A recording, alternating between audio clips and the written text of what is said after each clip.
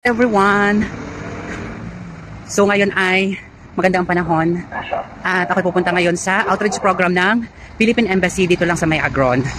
So lalakarin ko lang na kasi magbabayad tayo everyone ng OWA. Kasi alam nyo, mahalaga yung meron din tayong mga ganyang mga insurances, di ba? As an OFW, you need to pay your OWA kasi hindi naman kalakihan everyone, di ba? So magbayad tayo para din pagka kinailangan natin sa oras ng ating pangangailangan, meron tayong makukuha, di ba? So, ayun, may mga benefits yung OWA everyone. So, marami ring program doon sa OWA na binibigay nila ngayong araw na ito. Sige, see you!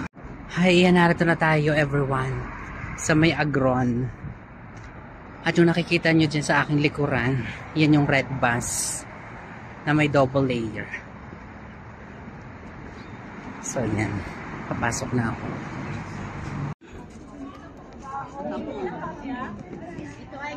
So, ayan mga kaganapan dito. Ano na kayo meron doon sa kabila? Puro Nema naman pala yun. Ah, doon.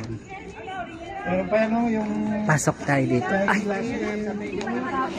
So, ayan sa Nema. Kadami pala dito.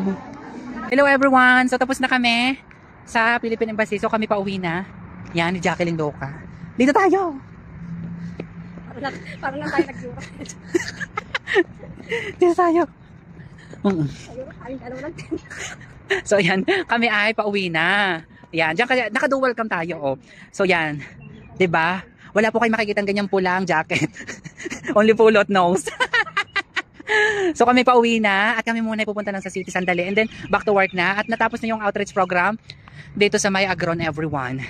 So ayan, kami ay pauwi na at ayan, hindi ko alam kung sino itong si maputing ito.